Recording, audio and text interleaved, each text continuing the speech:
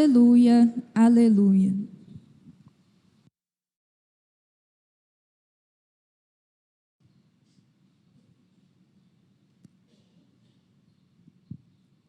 O Senhor esteja convosco. Proclamação do Evangelho de Jesus Cristo, segundo Mateus. Naquele tempo, disse Jesus aos seus discípulos esta parábola. Um homem ia viajar para o estrangeiro. Chamou seus empregados e lhes entregou seus bens. A um deu 5 talentos, a outro deu 2 e ao terceiro 1. A cada qual de acordo com a sua capacidade. Em seguida, viajou. O empregado que havia recebido 5 talentos saiu logo, trabalhou com eles e lucrou outros 5 talentos. Do mesmo modo, o que havia recebido 2, lucrou outros 2. Mas aquele que havia recebido 1 só, saiu, cavou um buraco na terra e escondeu o dinheiro do seu patrão.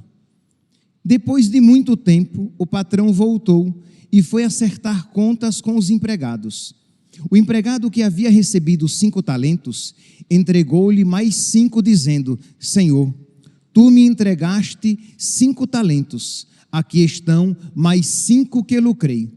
O patrão lhe disse: muito bem, servo bom e fiel. Como foste fiel na administração de tão pouco, eu te concederei muito mais. Vem participar da minha alegria. Chegou também o que havia recebido 2 talentos e disse: Senhor, tu me entregaste 2 talentos, aqui estão mais 2 que lucrei. O patrão lhe disse: muito bem, servo bom e fiel. Como foste fiel na administração de tão pouco, eu te confiarei muito mais. Vem participar da minha alegria. Por fim, chegou aquele que havia recebido 1 talento e disse: Senhor, sei que és um homem severo, pois colhes onde não plantaste e ceifas onde não semeaste. Por isso, fiquei com medo e escondi o teu talento no chão. Aqui tens o que te pertence. O patrão lhe respondeu: servo mau e preguiçoso. Tu sabias que eu colho onde não plantei e que ceifo onde não semeei? Então devias ter depositado meu dinheiro no banco, para que ao voltar eu recebesse com juros o que me pertence. Em seguida, o patrão ordenou: tirai dele o talento e dai-o àquele que tem 10, porque a todo aquele que tem será dado mais e terá em abundância, mas aquele que não tem, até o que tem lhe será tirado. Quanto a este servo inútil, jogai-o lá fora, na escuridão, ali haverá choro e ranger de dentes. Palavra da salvação.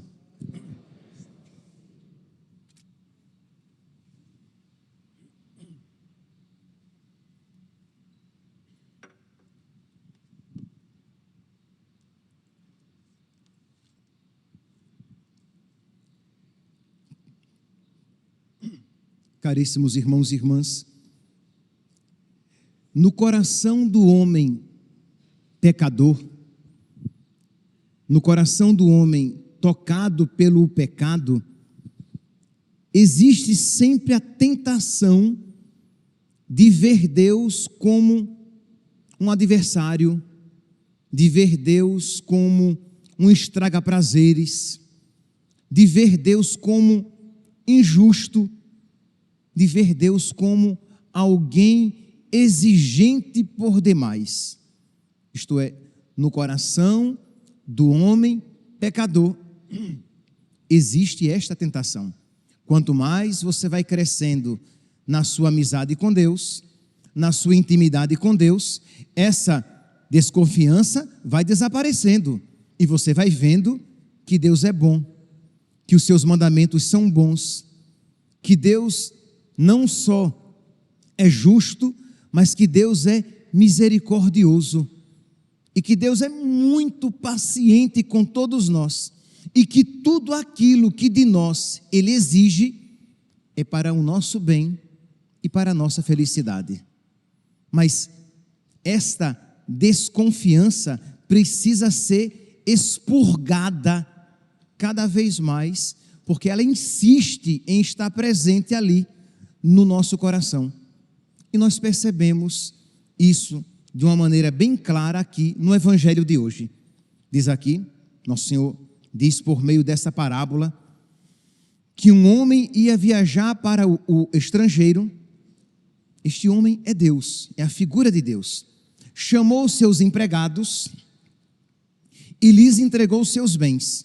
A um deu 5 talentos, a outro deu 2, e ao terceiro deu 1, a cada qual de acordo com a sua capacidade.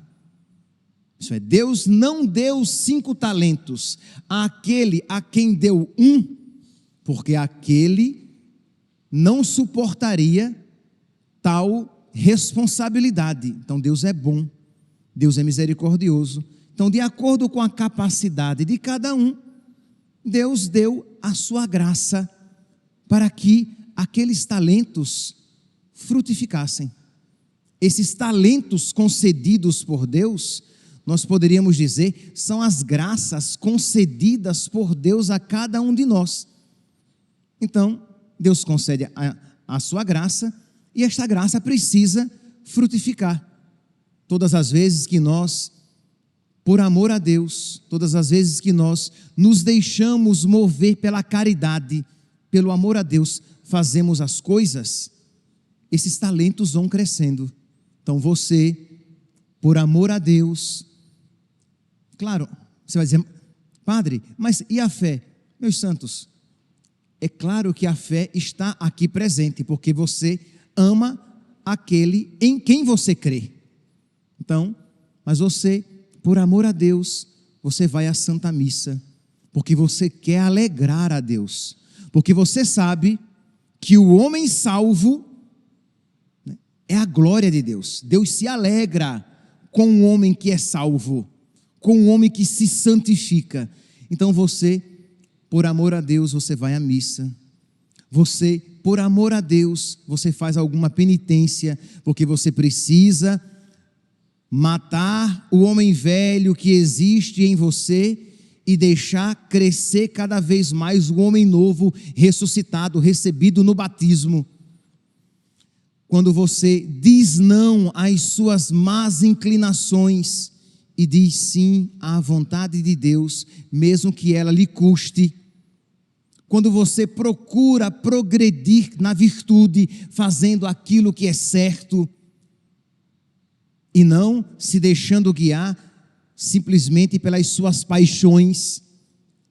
Quando você se dedica com generosidade a não só a alguma oração, mas quando você se dedica com generosidade na sua vida de oração.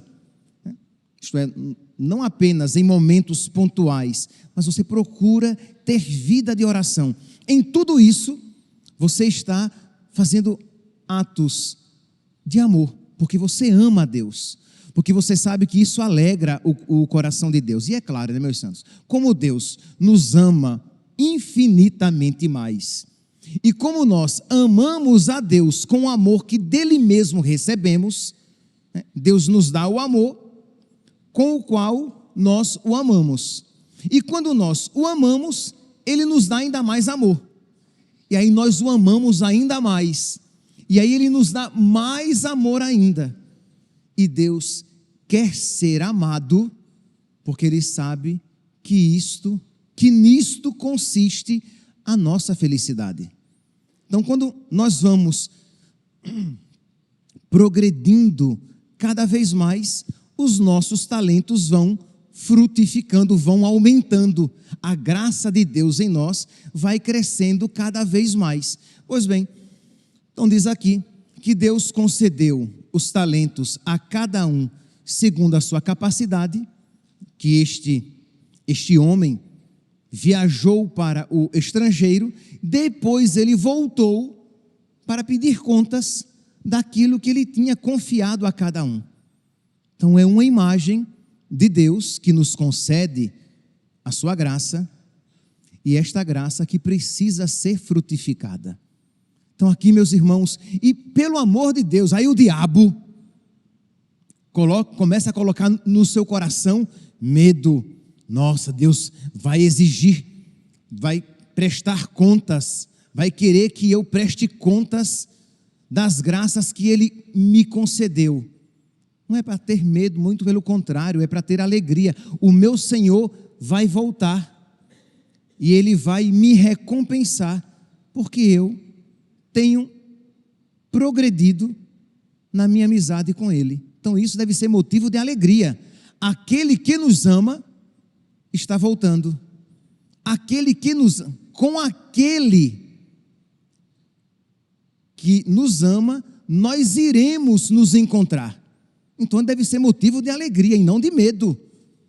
Quando você vai se encontrar com uma pessoa muito boa, com uma pessoa que muito ama você, isso brota alegria, não tristeza. Isso brota entusiasmo, não medo. Mas o diabo é astuto e ele vai ali semeando no seu coração: ah, não, Deus é muito exigente, Deus é injusto, Deus é mau.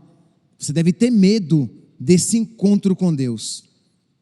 Cresçamos, meus santos, cresçamos no amor a Deus, procuremos fazer tudo por amor a Deus, supliquemos a graça de Deus, coloquemos em prática a palavra de Deus, e nosso Senhor vai sempre nos socorrer com a sua graça, e nós veremos cada vez mais como Deus é bom. Provai e vede.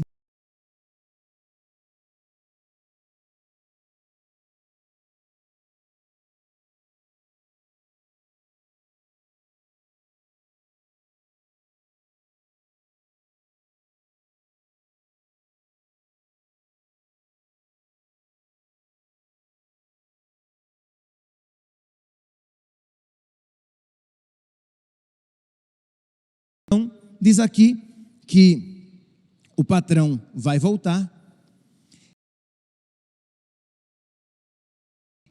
dos seus empregados. E diz que aquele que recebeu 5 talentos, ele devolve mais 5 talentos. Ele fez frutificar. E o que é então que diz aqui o patrão?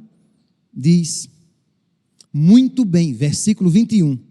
Muito bem, servo bom e fiel. Como foste fiel na administração de tão pouco, eu te confiarei muito mais. Percebe? Deus nos concede graças para que nós participemos da sua alegria. Deus é bom. Provai e vede como o Senhor é bom. Feliz de quem nele encontra o seu refúgio. Aquele que recebeu 2 talentos, de acordo com a sua capacidade. Ele produziu mais 2 talentos, e o patrão disse: muito bem, servo bom e fiel. Como foste fiel na administração de tão pouco, eu te confiarei muito mais. Vem participar da minha alegria. Então Deus que quer que nós participemos da sua alegria, Deus que tem o céu para nós. Depois chega aquele que não produziu nada, aquele que tinha recebido apenas 1 talento, e ele enterrou. Por fim chegou aquele que havia recebido 1 talento e disse: Senhor, sei que és um homem severo, pois colhes onde não plantaste e ceifas onde não semeaste. Essa é a acusação do homem pecador, que no fundo é a acusação do diabo. Isto é, Deus é severo e injusto, porque ele colhe onde não plantou. Você quer maior injustiça do que essa? Como é que você quer colher o que você não plantou? Se você não plantou, você não vai colher nada. E é esta acusação que este servo faz, que Deus, que o patrão dele é um homem severo, que colhe onde não plantou e que quer ceifar onde não semeou. E quando na verdade nós sabemos que Deus não só colhe onde ele plantou, Deus dá a semente, Deus planta, Deus rega, Deus faz crescer e Deus colhe. sem mim nada podeis fazer. Não é assim que nosso Senhor diz lá em João, capítulo 15, versículo 5? Não é assim que São Paulo diz sobre Deus, que Deus opera em nós o querer e o fazer, lá em Filipenses, capítulo 2, versículo 13, isto é, Deus envia a sua graça, nos faz querer a santidade e nos capacita a realizar obras santas.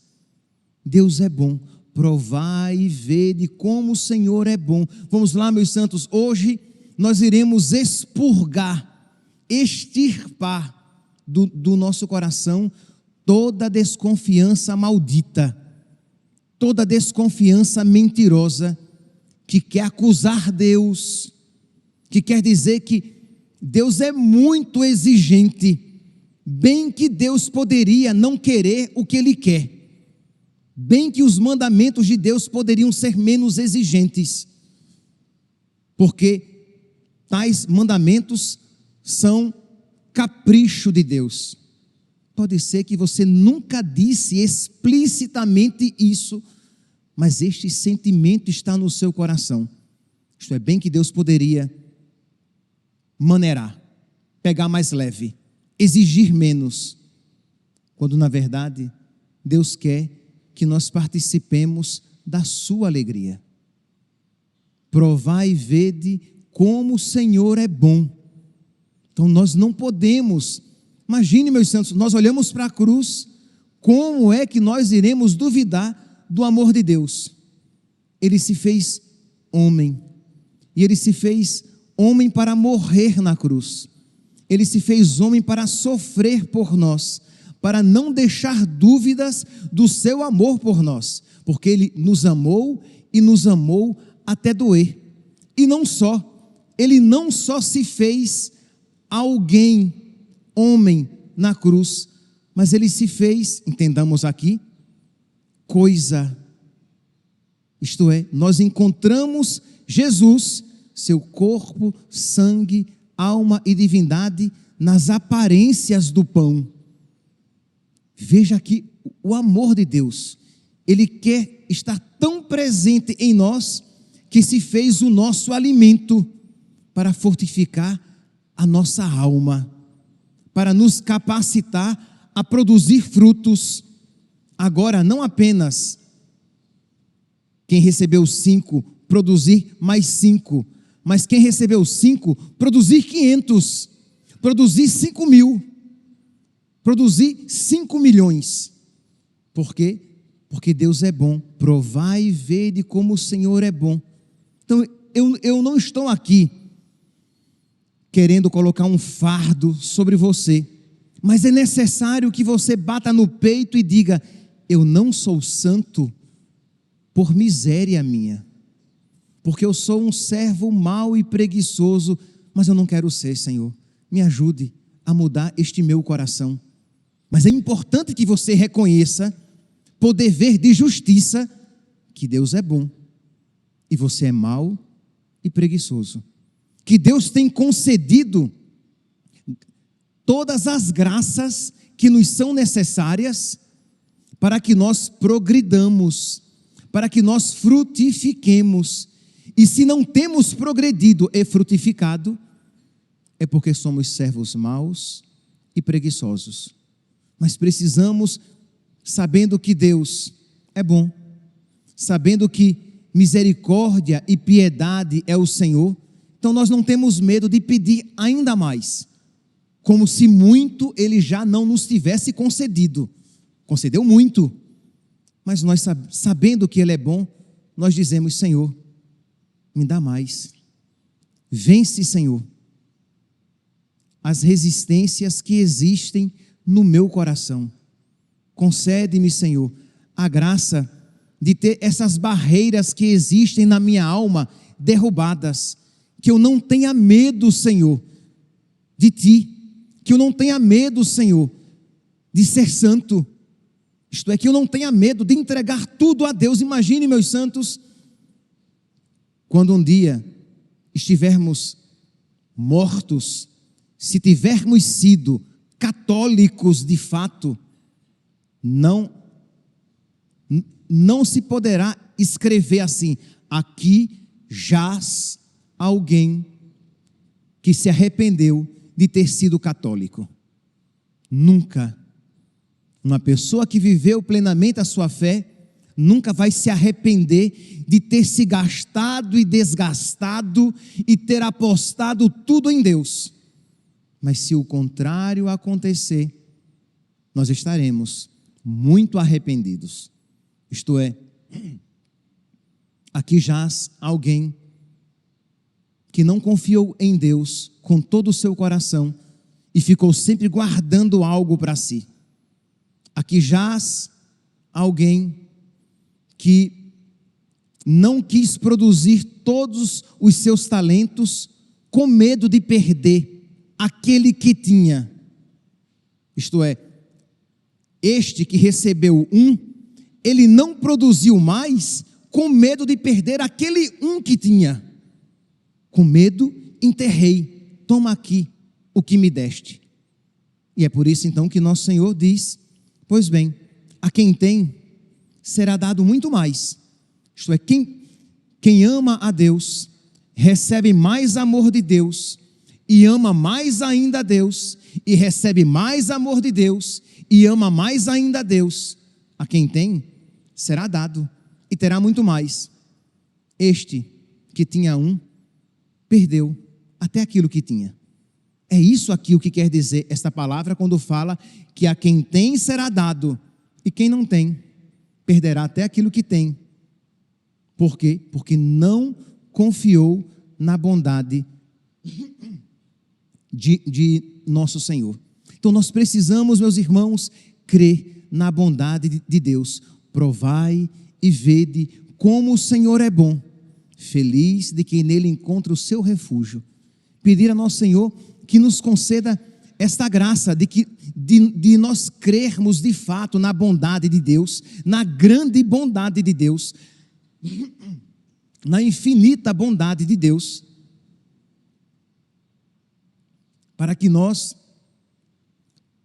produzamos mais frutos e nos coloquemos a serviço de Deus. Eu quero produzir os meus talentos, eu quero me gastar por Deus, eu quero fazer em tudo a sua vontade na minha vida, mesmo que de imediato, e provavelmente no início assim se apresentará, essa vontade se pareça muito pesada, essa vontade se pareça quase que desagradável, mas é porque o seu corpo está doente, a sua alma está doente.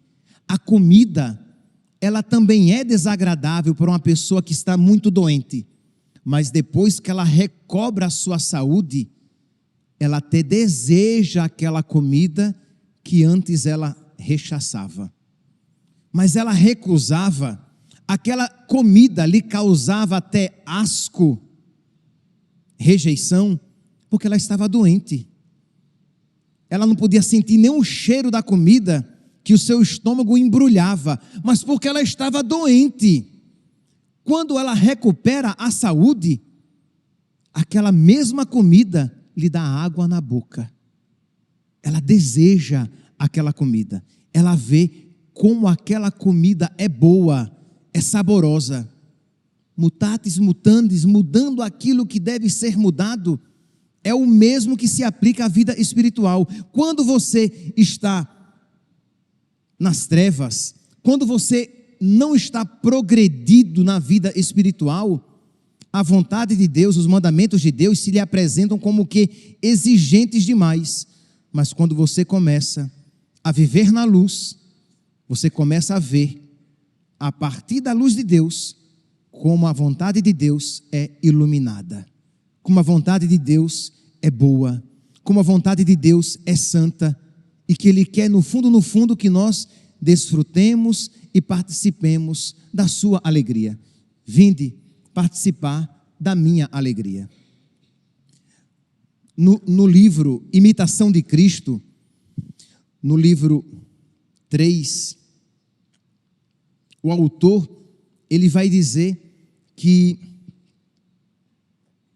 Nós precisamos crer na bondade de Deus para que nós nos dediquemos com todo o nosso coração à vontade de Deus, porque senão, desconfiados da bondade de Deus, nós nunca iremos nos dedicar tanto quanto deveríamos. Quando aqueles que são do mundo, que acreditam na mentira do mundo, ao mundo se dedicam com tanto entusiasmo. Isto é triste, meus santos, que os mundanos se dediquem ao mundo por algo tão passageiro e muitas vezes mentiroso, que os mundanos se dediquem com tanto empenho e com tanta, entendamos aqui, grandeza de alma para as coisas passageiras, e nós nos dediquemos tão mediocremente para as coisas eternas. E aqui, quando eu estou falando de se dedicar às coisas mundanas, eu não estou nem falando ainda de coisas erradas. Mas imagine um atleta que, para alcançar uma medalha de metal, por mais precioso que seja, é um metal que se acaba. Para alcançar uma medalha, ele dedica a sua vida inteira, noite e dia, num treinamento rigoroso, numa alimentação rigorosa, numa vida espartana, hora de comer, hora de treinar, hora de dormir. Quase que não tem, no mais das vezes não tem vida social. Ele vive para aquilo, para alcançar uma medalha, uma argola, um pedaço de metal que representa uma glória humana, passageira, fugaz. Enquanto nós, que nos dedicamos para uma coroa imarcessível, como diz São Paulo, uma coroa que não perece, que não fenece, que não se acaba, nós nos dedicamos de uma maneira tão superficial. É de dar vergonha.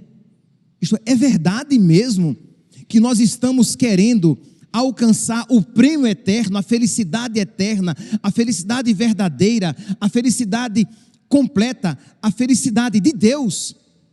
E por que é que o nosso empenho é tão medíocre, enquanto que aqueles que se empenham por uma meta tão aquém da nossa, se dedicam de uma maneira tão além da nossa?